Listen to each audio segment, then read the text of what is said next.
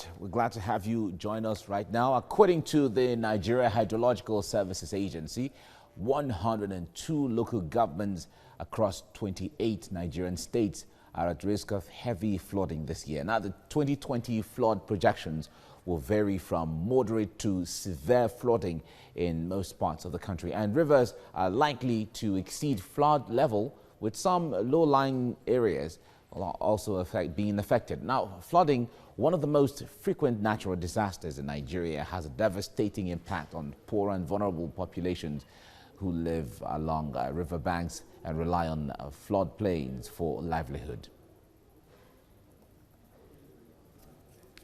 All right, joining me now via Skype from Ibadan is environmentalist and MD CEO, Mark Press West Africa Limited, Ido Salau. Ido, it's good to have you join us this morning. Here we are again talking about flooding, and every year, I remember every year for the past 2-3 years, we've been talking about this when the rains are setting in. What are we looking at this year? Is anything being done, or precautionary measures being taken by anyone or even government?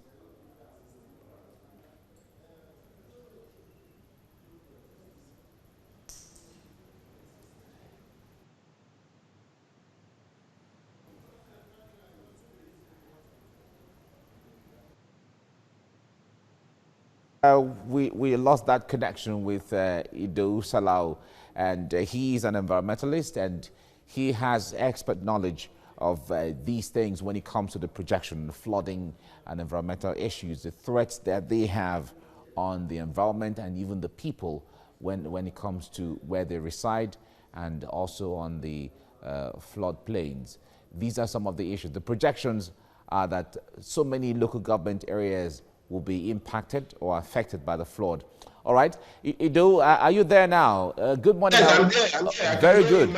Very good. It's good to have you on now. I was asking earlier, from the warnings and projections that are out there, in the last or even 4 years, we've been talking about this every time the rains set in.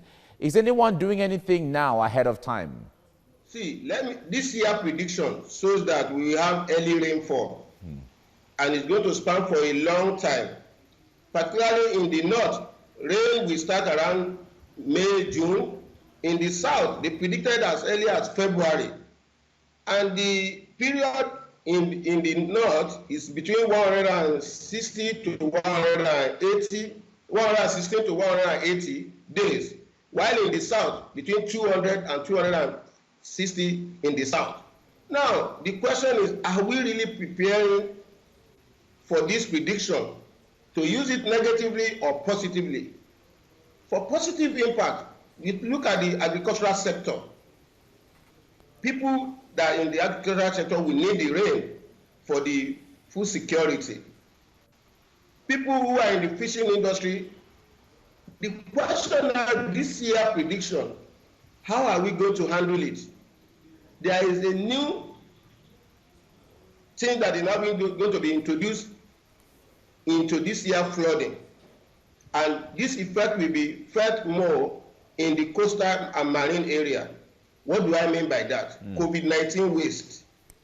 COVID-19 waste include the glove, the hand glove, the face mask that we are now using every day. Where do we throw them to? The question now is, the water body will be the final recipient of this COVID-19 waste. Though study is still going on to find out the effect of COVID-19 waste on water. Now, in Germany right now, they are using the wastewater pattern of highly infected COVID-19 environment to determine maybe their wastewater will be, there will be COVID-19 in their wastewater. I give you an example of what I mean by that.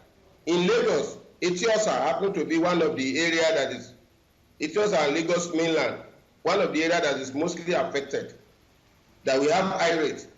Now, what they are saying now is that they will go and take the sample of the wastewater from Etiosa and that of Lagos mainland and find out if there is presence of COVID-19 virus inside their wastewater. They are still doing that study. So these are things we should be looking at as scientists, as researchers, because this year pattern of rain, a new trend of waste is going to be in our water bodies. It's already happening in Far East, in Hong Kong. So we should be prepared for another set of, if they find out that COVID-19 virus could be contagious through water bodies. All right. That's what. If we have to narrow it down to the people who are the first to be impacted or the first to be affected with this, what should the people be doing now? People who live, in fact, there are some people who don't know that where they reside is on flood plains. They don't know the implication of all of these. No, there is nobody in Nigeria that will not know the effect of flood. Looking back 2012, 2016, 2018, almost all the local governments, 774 local governments in Nigeria were affected. This year alone, about 124 local governments will be affected from the rain, from the heavy rain that is being forecasted. So people should just try to prepare themselves. Governments should invest heavily in infrastructure, in flood abatement infrastructure. They should clear the drain. They should allow people to give information. Information is very key. This early warning is one of the preparedness for checkmating prevention for flooding. Early warning, your state, your local government will be affected, which is okay, but the prevention level is low by the people that are supposed to invest heavily to reduce the risk. And this is what we always say every year. There are the advantages and disadvantages of flooding. The advantage is that in the agricultural sector, we will have bumper harvest. But the disadvantage is millions of property and life that will be lost. The same way COVID-19 is being given awareness. Flood kills even more than COVID-19. Flood, war, they have almost the same high rate of casualty in terms of fatality, death, and All right, we're losing the audio. I guess we have to leave you here now. Ido Salau, thank you so much for your time on the program. You're watching TVC Breakfast. Now, according to the Nigerian Meteorological Services Agency, 102 local governments across 28 Nigerian states are at risk of having a flooding this year. Now, the 2020 flood projections will vary from moderate to severe flooding in most parts of the country, and rivers are likely to exceed flood level, with some low-lying states will also be affected. Now, flooding, one of the most frequent natural disasters in Nigeria, has a devastating impact on the poor and vulnerable population who live along river banks and rely on floodplains for livelihood. All right, joining me now via Skype from Ibadan is environmentalist and Managing Director, CEO, Mark Press West Africa Limited, Ido Salau. Ido, good morning. It's good to have you join me right now. In Nigeria, it is said that the country is not prone to other disasters like tsunami and hurricanes and earthquakes, even though we've had some tremor here and there once or twice in parts of the country. But the major disaster we have here is flooding. That's the most visible one, erosion and all of that. Now, if we have to tackle this headlong, what would it take to really put this challenge behind us?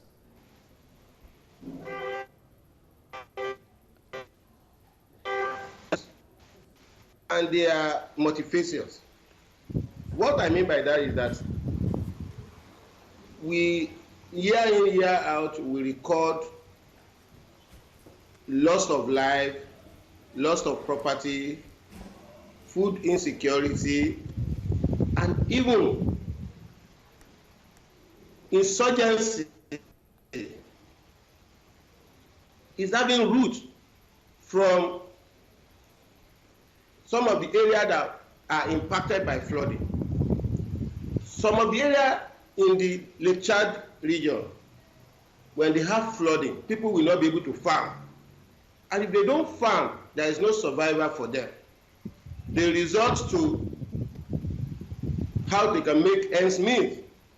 So that's why we said somebody who is used to farming all year round, and all his farmland has been flooded, how will he survive? And that's why you see some people joining Boko Haram here and there, causing insurgency here and there. So we need to be serious if we want to tackle flooding. All right, when it comes to being serious, Ido, when it comes to being serious, the issue of being serious certainly has to do with will, the political will or will from government.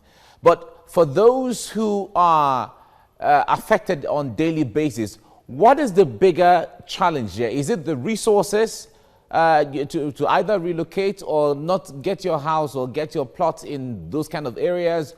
Or is it the lack of awareness and the knowledge of what to be done and how to do it? See, all encompasses. See, lack of awareness in some rural area. The problem of providing infrastructure that will mitigate the effect of this flooding is very key, is very important. Rivers that are supposed to be desilted need to be desilted. Channels that are supposed to be clear need to be clear. Where there is supposed to be floodgate, you need to put floodgate there. Where there is supposed to be effective primary drainage, secondary drainage will not be blocked, and we will not experience urban flooding. It's supposed to be done. So people that are not supposed to build on drainage channel should be checkmate. The people that are supposed to control the building code of city, the people that are supposed to do the planning of building in the city are supposed to be on their toes to make sure that all these laid down principles are adhered to by the citizen. So both man-made and natural causes are what we are facing in terms of flooding in Nigeria for now. The citizens have their own responsibility. Government need to do their own responsibility so that all this will be on the same page and everybody will be able to take their own responsibility and do the right thing to reduce the impact of flooding. Now that we have realized that every year Nigeria lost nothing close to millions of naira in property, be it roads, infrastructure, rail, farmland, buildings. So we should be able to put a check and balance how to reduce the loss that we experience every year. This year now, thank God we have early warning sign, and we have been told that the rain will span for a long time. We may have cessation by September. That means dry season farming will be for a long time against next year. Because if we have cessation of rain by September, so the entire third quarter and fourth quarter of the year will be dry season. Okay. Now let me ask you this before I let you go. Every year we've been having this challenge of projection against flood and what to be done and then not doing it at the end of the day. What's your projection for this year when it comes to the response, especially seeing it from the window that COVID-19 had dealt a blow to everyone, including government? How more compounded is the situation this year? Yes, NIMET has lived to their own expectation by giving us early warning.